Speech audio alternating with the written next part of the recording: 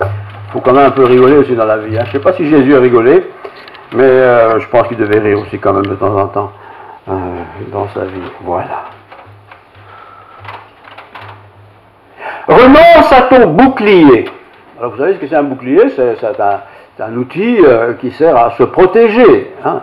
Autrefois, aujourd'hui, on a d'autres boucliers. On a les boucliers de la retraite, par exemple. Protège ta retraite, prépare-toi pour le temps de la retraite, gaspille pas tout ton argent. Le bouclier de la vie, le bouclier de la fin de vie. Et ce bouclier, il peut être divers, et il est certainement divers autant que nous sommes.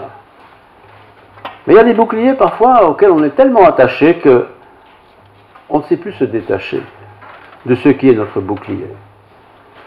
Ce bouclier, ça peut être une grosse voiture, 180 dans le tournant, alors que c'est 60 quand c'est tout droit. Il y a des gens comme ça qui ont des boucliers. Moi, Dieu est avec moi, ne vous inquiétez pas. Dieu veille sur moi, j'y vais. Pourtant, il y a des boucliers dans lesquels on met notre confiance qu'il faudrait peut-être se débarrasser. C'est un peu l'idée de ma prédication de ce matin. Et pour cela, je m'inspire d'un passage écrit par Paul dans Romains 10, 10 à 13. Je vous lis.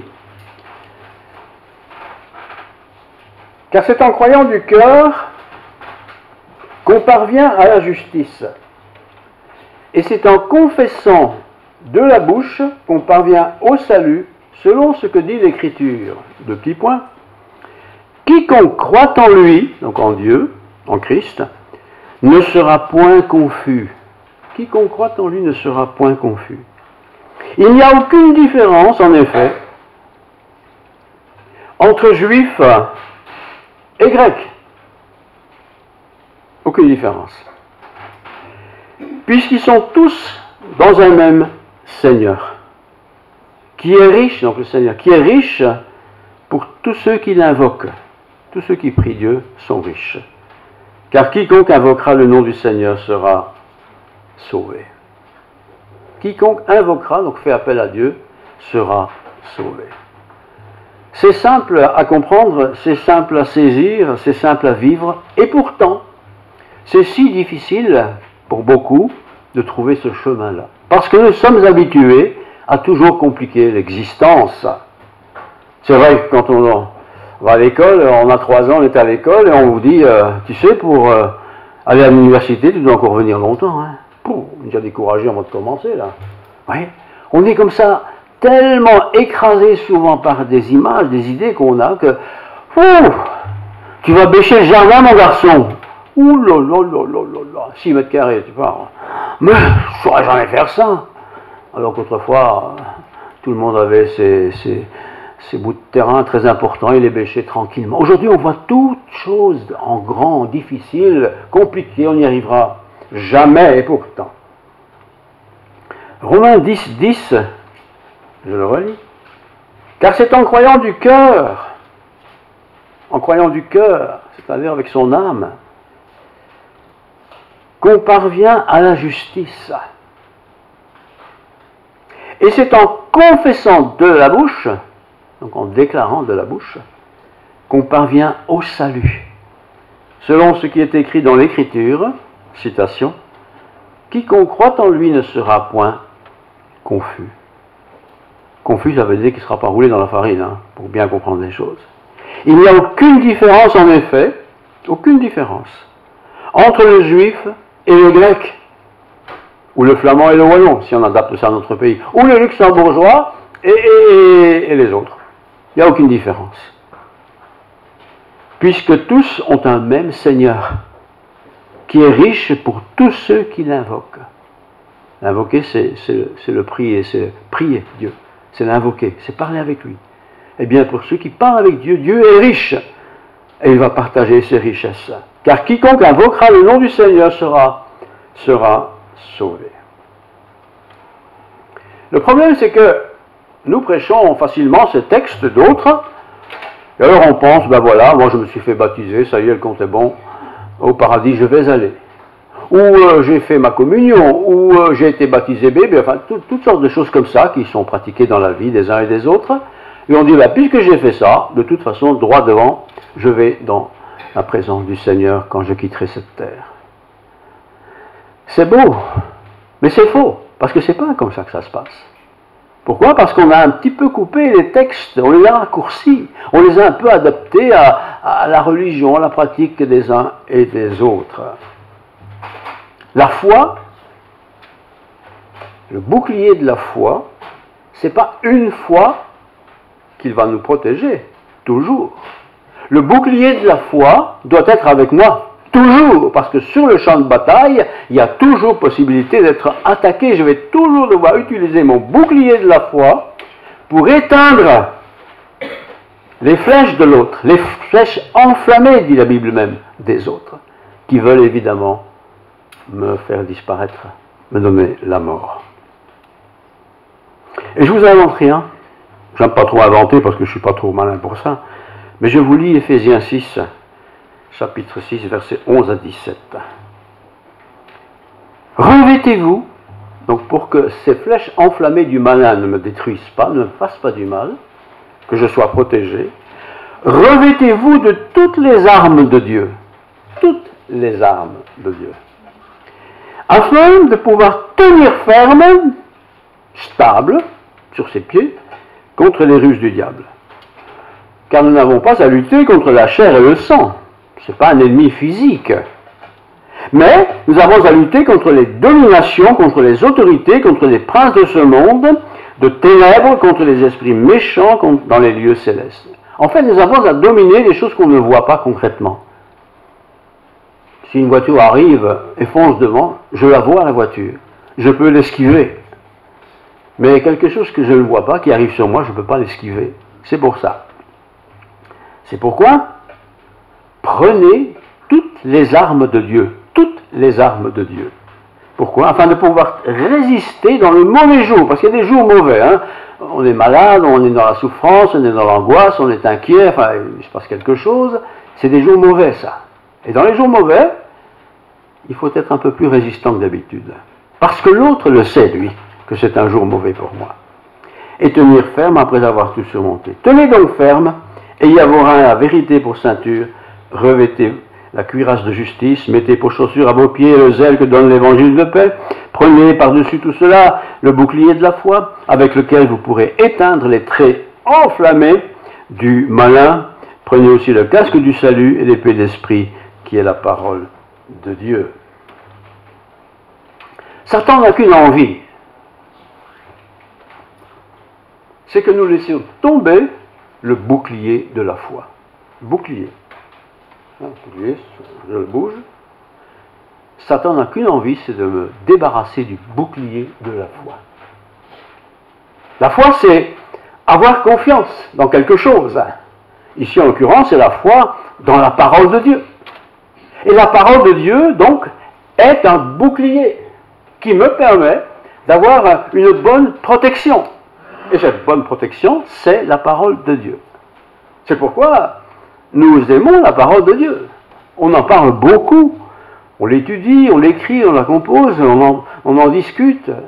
C'est important. La foi dans la parole de Dieu. Mais Satan, ça lui déplaît beaucoup.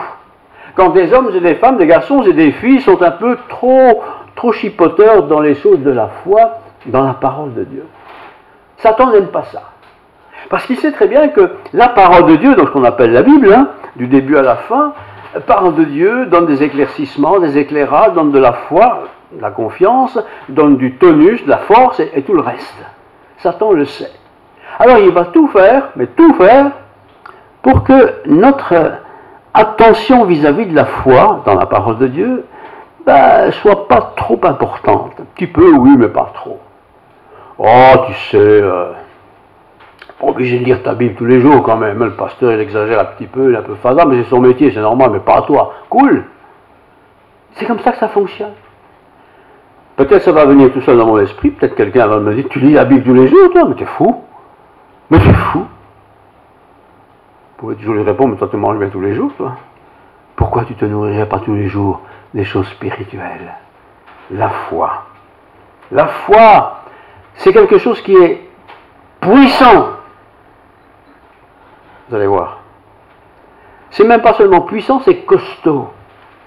Pourtant, les gens disent, moi, je voudrais bien croire, mais je n'arrive pas, c'est difficile, je ne sais pas comment vous faites vous, mais moi, je n'y arrive pas.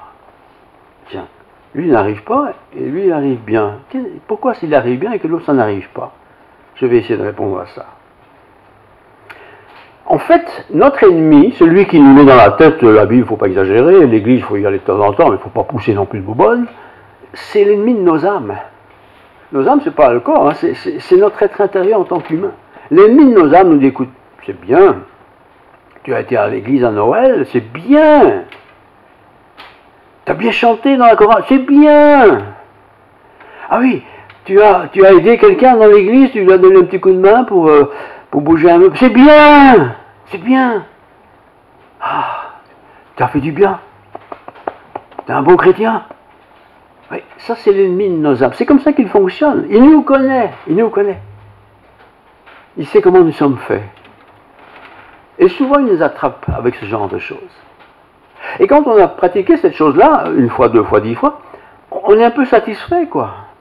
Parce que quand je regarde l'autre, c'est peut-être ma femme ou mon mari, hein, ou mon père ou ma mère, ou mes enfants, bah, eux n'ont rien fait, moi j'ai quand même fait quelque chose. Si Dieu n'est pas content avec ça, bah tant pis pour lui, ma foi.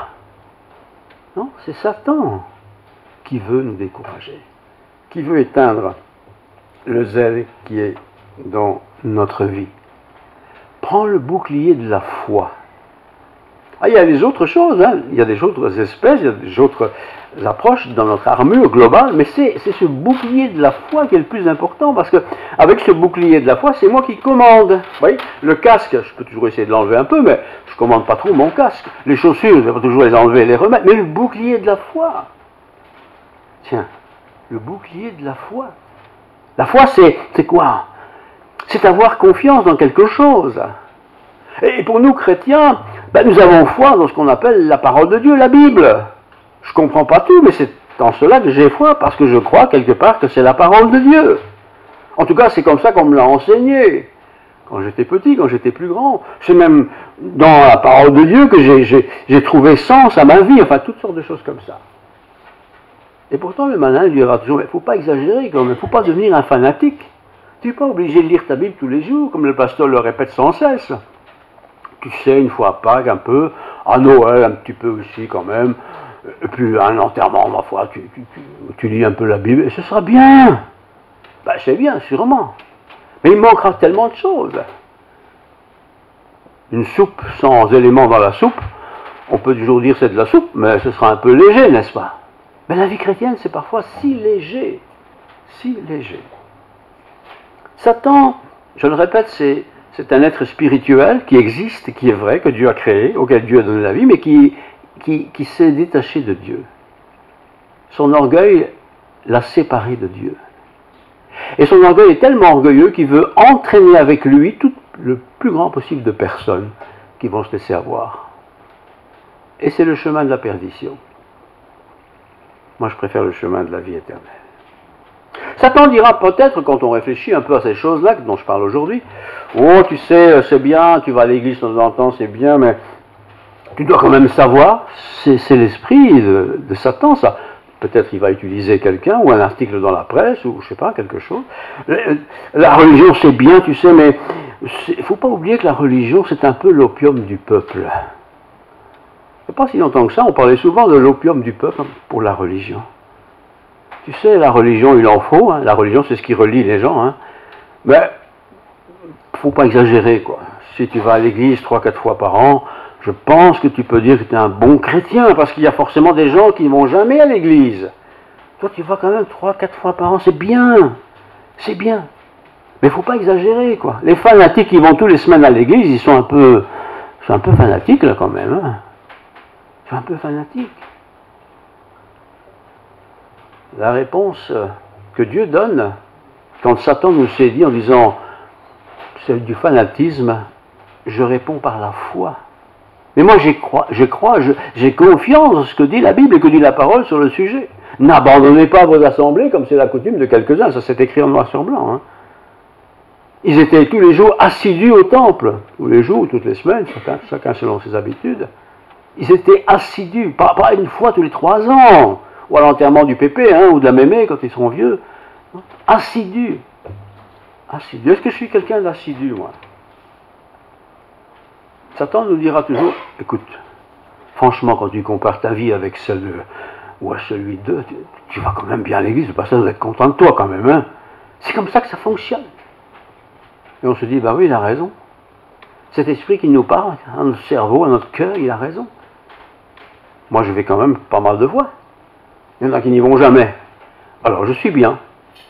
C'est comme ça que Satan nous parle. Oh!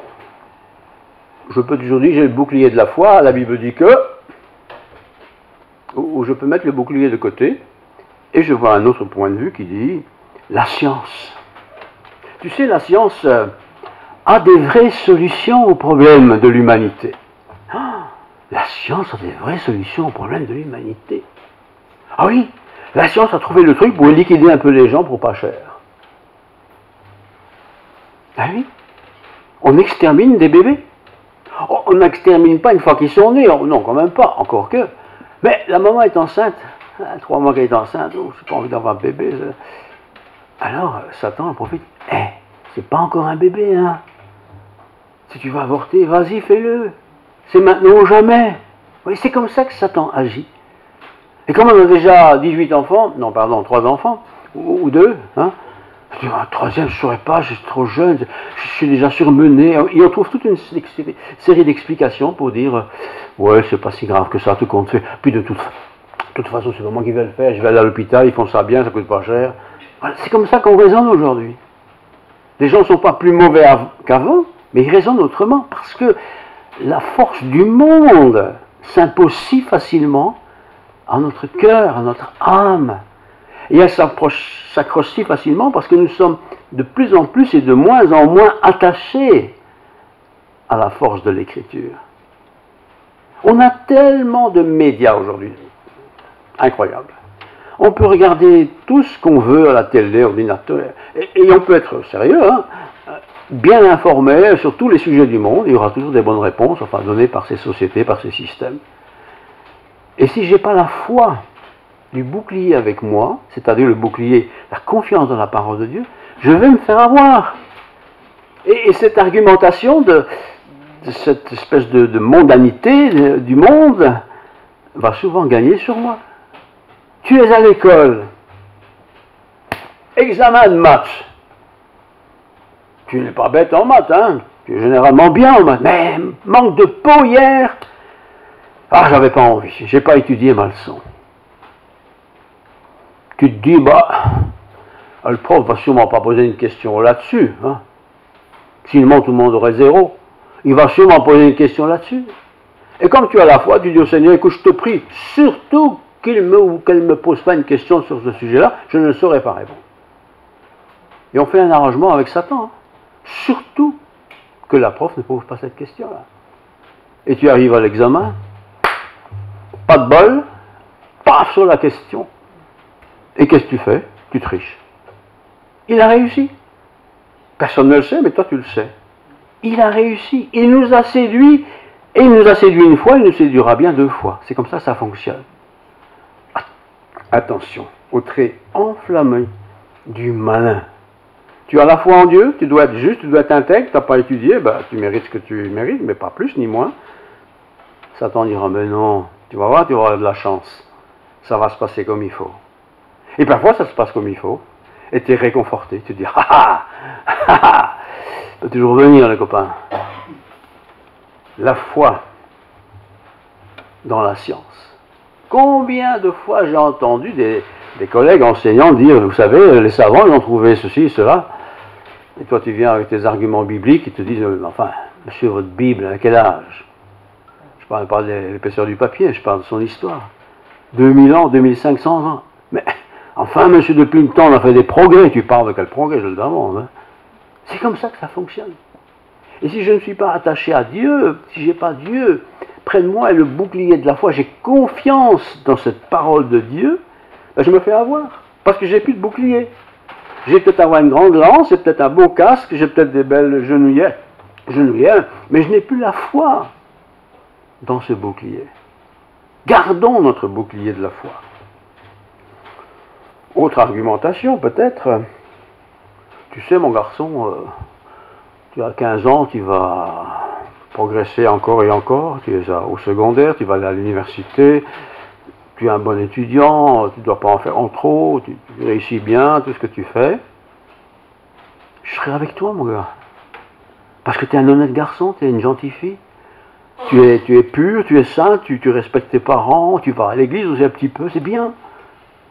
Et on est content de ça. Mais on oublie d'avoir un moment intime avec Dieu. Oui. La dernière fois que j'ai prié avec Dieu, je ne sais plus très bien, c'était peut-être bien l'année passée, l'examen, mais encore je ne suis pas sûr. Ça ne va pas, ça. Il faut pas seulement penser que j'ai toujours le bouclier, mais le bouclier n'est peut-être plus mon objet de protection. C'est-à-dire que je ne le mets plus avec mon cœur et ma tête dans la parole de Dieu. Le bouclier de la foi devient très fragile alors. Bien sûr qu'il devient fragile. Alors Satan continue la série, hein, parce que vous êtes croyants, bien entendu. Vous avez envie de plaire à Dieu. Le pasteur, il le rappelle souvent. Il y a des bons livres à la maison, mes parents aussi me le disent, voilà. Puis certains, Satan dit, hey, tu sais, t'inquiète, hein. C'est pas parce que tu triches aujourd'hui que tu perds le ciel, hein. Regarde ton copain à droite, là. Regarde-le, regarde-le. Il est en train de tricher. Tu l'as vu sortir de sa poche. Je parle de la jeunesse parce que c'est facile. Mais nous qui sommes plus âgés, qui sommes dans l'actif, nous sommes parfois aussi comme ça. On n'a plus confiance. On ne donne plus assez de valeur à ce qui est juste et droit. Oh, tout le monde fait ça quand même. Enfin, Dieu, il ne faut pas être mesquin quand même. Oui, notre cerveau, il fonctionne comme ça. Attention aux œuvres vers lesquelles on tourne parce qu'on pense qu'ils ont beaucoup de valeur. Oui, il y a des belles choses qui ont de la valeur. Mais ce qui a surtout de la valeur, c'est la parole de Dieu. Qui, très souvent, elle-même, cette parole de Dieu, me corrige parce que c'est la parole de Dieu, avec son Saint-Esprit dans moi, il me corrige et ne fais pas ça, ne va pas là, va pas dans cette direction-là. Ah, tu as envie de rencontrer une jolie fille ou un joli garçon, quoi, un beau garçon. Oui, ouais, c'est vrai que dans l'église où tu vas, c'est pas terrible. Hein. Moi, je te conseille d'aller à Bruxelles, hein, parce qu'à Bruxelles, il y a beaucoup de bons chrétiens, hein, des belles filles, des beaux garçons. Tu te rappelles au camp, quand tu as été il y a 2 ans, c'était beau, hein? Satan, il met ça dans ma tête. Ah oui, il y a peut-être dans l'église où tu es 5 garçons que tu n'as jamais rencontrés, tu n'as jamais parlé avec eux. Peut-être. Mais tu les ignores. Et tu te rappelles, cette fille ou ce jeune garçon qui était venu à un camp, il n'était pas chrétien, mais enfin il est venu parce que son copain y était. Il ne s'intéresse pas à Dieu. Mais il est beau garçon, ou belle fille. Ah, tu vas y aller. Ah, tu vas bien le convertir quand même. Tu vas utiliser ta force de persuasion pour le séduire. Satan fonctionne toujours avec la séduction. Il nous fait avoir. Les commerçants d'ailleurs le savent très bien, hein, vous savez ça. Grande ristourne. Ils ne mentent pas, ils ne peuvent pas mentir. Grande ristourne. Tu vas à un magasin de chaussures, tu as 6 paires de chaussures là-bas qui sont dans le coin. Grande ristourne, c'est les 6 paires de chaussures. Mais le reste, c'est toujours aussi cher. Mais tu as mis le pied dedans, dans le magasin. Ces chaussures-là, ça ne t'intéresse pas, ils ne sont pas beaux. Par contre, celle-là, quelle belle paire de chaussures. Ouais, c'est un peu cher, mais enfin, bon, maintenant que j'y suis, allez, je vais faire une folie. Et tu achètes la paire de chaussures. Non, on n'en a pas besoin, mais tu l'achètes quand même. C'est ça la séduction des choses. Et c'est aussi ça la séduction que Satan utilise pour nous détourner de lui. La religion, mon cher, ça c'est toujours dans la réflexion, hein, comme solution. La religion, tu sais, écoute, allez, soyons sérieux. Regarde dans ton église. Combien il y a de jeunes? Il y en a beaucoup. Hein. On a de la chance. Généralement, il n'y a pas beaucoup de jeunes. Tu as de plus en plus de vieux. Moi, j'exagère un petit peu, hein. On rapporte toujours la même chose, ça fait 15 ans qu'ils nous racontent la même histoire. Oui, ça y est dans l'église. Mais tu te dis, mais je vais à l'église, mais ça ne me fait pas du bonheur, ça c'est du blabla, quoi. Les jeunes, ça ne les intéresse pas. Satan est comme ça. Tu dois aller vers les vieux, parce que les vieux te disent, c'est les vieux qui savent. Alors tu vas chez les vieux, en espérant avoir une bonne réponse de vieux, quoi. Souvent, leurs réponses, ce sont les réponses de leur jeunesse, qui étaient vieilles par rapport aux vieux d'avant. Voyez, il faut il faut se tourner vers la parole de Dieu, qui est éternellement jeune, vraie, authentique, pure et sainte. Les œuvres. Voilà ce que tu dois faire.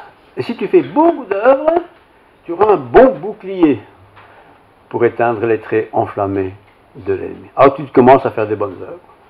Ah ouais, justement, tu as une voisine, elle n'est pas bien ces temps-ci, elle ne sait plus trop marcher, je vais faire des courses pour elle. Très bien. Puis tu fais des courses pour elle, et puis, c'est bien, tiens, une petite dringuée, mon garçon, ou ma fille, jette-toi quelque chose. Il y a de l'argent à la clé. Oui. Déjà, le service, je sens, là, je vais en profiter un peu, mais quand même, je rends service, hein, bien sûr, bien sûr. Faire attention. Pourquoi je fais les choses? Quel est le sens de la chose que j'essaie d'accomplir? Alors, quand on est près de Dieu, et qu'on lit sa Bible, qu'on est un peu habitué à la Bible, bah, on est quand même un peu exhorté, on se dit, oui, il a raison, il a raison. Mais ça va très vite. Je ne suis pas venu à l'église, ce pasteur, il y a un mois que je ne suis pas venu, c'est pas que j'étais malade, mais franchement, je n'en pouvais plus. J'avais tellement de travail. Ah oui, qu'est-ce que tu as fait? Ben, j'ai étudié. Ah, tu as étudié pendant un mois? Ben, bravo, hein, je sais bien. Et tu as retenu quelque chose? Ben, pas vraiment, parce que j'étais occupé à regarder la télé. C'est comme ça que ça fonctionne, vous voyez. Et mine de rien, on s'éloigne de Dieu très, très, très vite. Et c'est pas seulement pour les jeunes. Dieu te dira par séduction, écoute, le pasteur peut dire ce qu'il veut, mais c'est quand même ta carrière qui doit prévaloir. Parce que c'est avec ça que tu vas fonder une famille. Une bonne famille, bon travail, des beaux enfants, des beaux vêtements. Allez, il ne faut pas exagérer. Ouais, le pasteur a dit que tu devrais être là dimanche et faire d'autres choses, je ne sais pas. Il ne faut pas exagérer, c'est son métier, lui, c'est normal. C'est normal. Satan n'est pas normal. Satan est un être existant qui ne veut que la mort du pécheur. Christ veut la vie du pécheur. C'est toute la différence, c'est 100% opposé. La carrière, bien sûr, c'est important. Il ne faut pas dire je verrai bien. Il faut travailler, il faut s'appliquer, tout ça, pas de problème. Mais la carrière, c'est pour un temps. C'est pas toute ma vie, la carrière. Par contre, vivre dans l'intimité de Dieu, par la foi. Et la foi, elle vient comment? C'est pas une boîte magique, je ne vais pas chez le pharmacien acheter une boîte de foi. Enfin, peut-être qu'il y a du foie, une autre orthographe. Mais la foi, c'est la confiance dans la parole de Dieu. Et que me dit-elle, cette parole? Et il y a tous les sujets, il y en a tant et plus. Puis je ne sais pas, je peux demander à quelqu'un qui a un peu plus d'expérience, tiens, qu'est-ce que tu penses? Ou comment est-ce que tu comprends ça? Quelle est ton idée? C'est ça la foi. C'est pas simplement avoir un bouclier, ça y est, l'ennemi peut venir, j'ai mon bouclier, je tourne, je lève. C'est un peu la religion, ça. C'est pas ça qui me sauve. C'est bien plus fort. Oui, c'est vrai. Je reconnais, autre point, je reconnais qu'il y a quelqu'un à l'église, je ne peux pas le supporter, il m'énerve. D'abord, il est vieux. Il parle toujours de sa jeunesse. Ou alors, il est jeune. C'est un gamin, il ne connaît rien, il veut me faire la leçon. Ou c'est une fille qui veut toujours se faire remarquer, quoi. Ou alors, c'est un garçon qui fait le cocorico, là. Le bouclier de la foi. Ah, si c'est la vie de quelqu'un, il faut tester un peu cet avis, hein. Mais quand je regarde la parole de Dieu, quand j'ai la Bible devant mes yeux, quand il y a un texte qui est choisi, j'ai mon nez dedans, j'ai dit, ah, c'est écrit comme ça, peut-être que le pasteur ou quelqu'un d'autre explique un peu ce qu'il comprend, mais moi je peux lire, je sais lire, je peux lire aussi le texte, un bouclier pour la foi. Parce que l'ennemi de nos âmes qu'on ne voit pas, il est partout. Il ne va pas m'attaquer toute la journée, mais il va m'attaquer quand je suis dans une situation fragile. Fragile. Un petit rhume, c'est un peu fragile. Vous voyez, pas du rhume physique, mais un petit rhume, c'est l'image. Si tu as la foi, tu vas toujours répondre à une attaque de Satan, d'où qu'elle vient, en disant, mais que dit la parole de Dieu? Que dit la Bible? J'ai confiance dans cette parole de Dieu. Et je viens avec cette parole de Dieu. D'où l'importance, d'ailleurs, de la lire le plus souvent possible, hein, pour en connaître davantage. On apprend tous les jours. Et au plus on est âgé, au plus on a envie d'apprendre, parce qu'il y a tellement de choses qu'on ne connaît pas encore. Parce que Satan va lui continuer de me séduire jusqu'à la fin de mes jours, même à la lorée de ma vie, il va encore me séduire. Si je ne suis pas dans le royaume de Satan. Il me veut. D'un autre côté, Dieu veut me sauver, lui. Il veut me sauver, il veut me faire entrer dans sa gloire. Mais il n'oblige pas. Alors il me dit, aie foi en moi. Mon fils a donné sa vie pour toi. Est-ce que tu crois ça? Oh, oui, j'ai cru quand j'étais petit, je croyais ça, mais maintenant je ne crois plus vraiment ça, parce que quand même, il y a des argumentations comme ça. La foi vient de ce qu'on entend, et ce qu'on entend vient de la parole de Dieu. Aujourd'hui, tout le monde a une Bible, tout le monde peut la lire, hein, on n'est pas obligé d'entendre, tout le monde peut la lire. Lisez-la.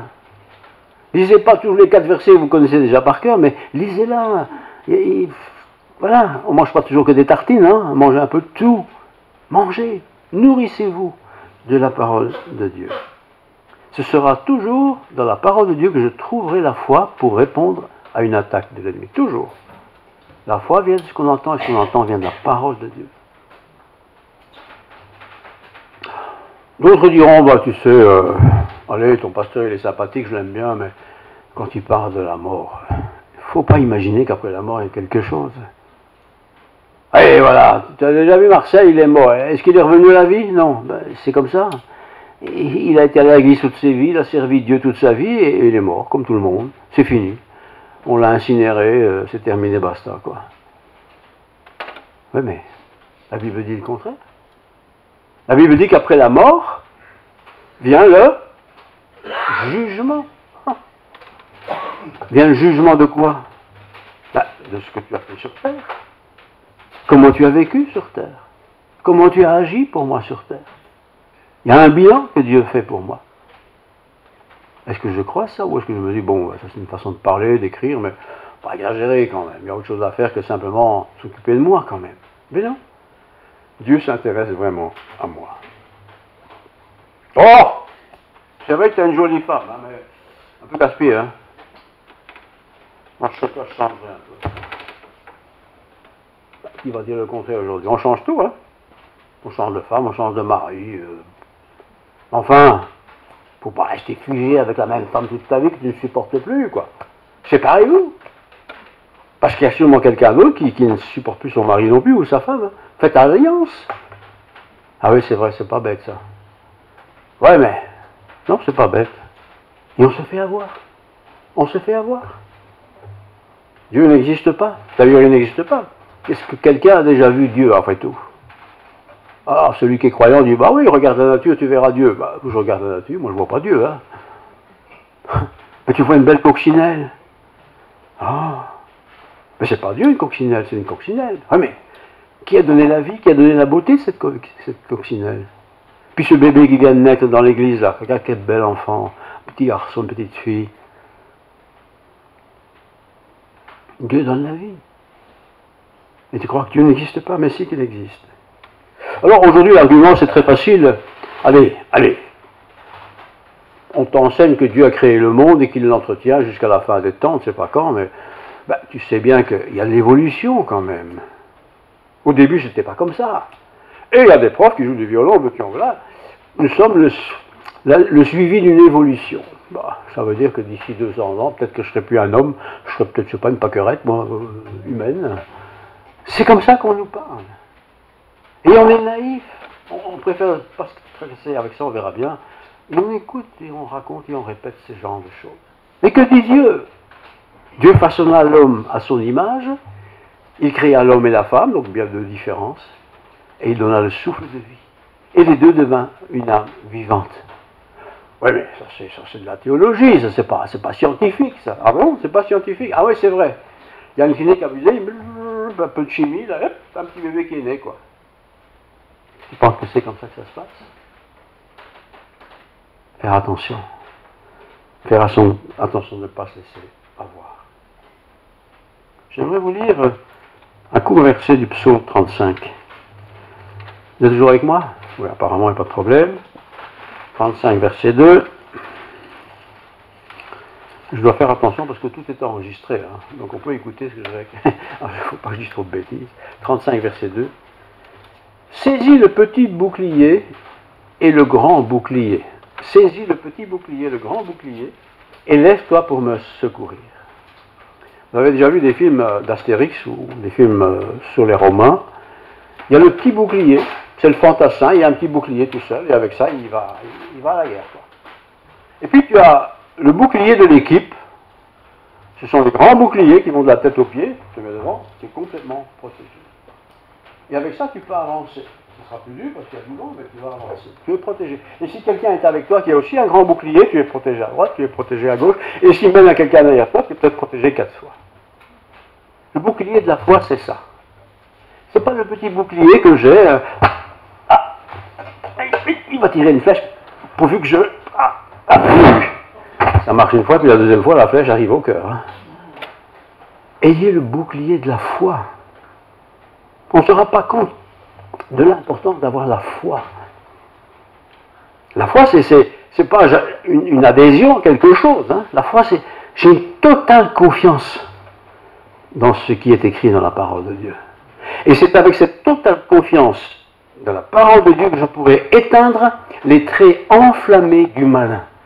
Les traits enflammés, c'est les flèches qu'on met le feu. Et autrefois, bien sûr, les boucliers étaient garnis d'une épaisseur de quelque chose qui pouvait facilement s'enflammer, hein, surtout si on mettait du bitume dessus pour que ce soit hermétique. Et il y aura du feu et je serai en situation difficile. Mais le bouclier de la foi, quand j'ai la foi dans la parole de Dieu, l'ennemi aura beaucoup de mal à éteindre cette foi. Il aura beaucoup de mal parce que ce bouclier est solide, bien équipé. C'est vrai, il y a une peau de quelque chose dessus qui peut s'enflammer, mais derrière la peau, il y a du métal qui va résister à la flèche qui m'est envoyée.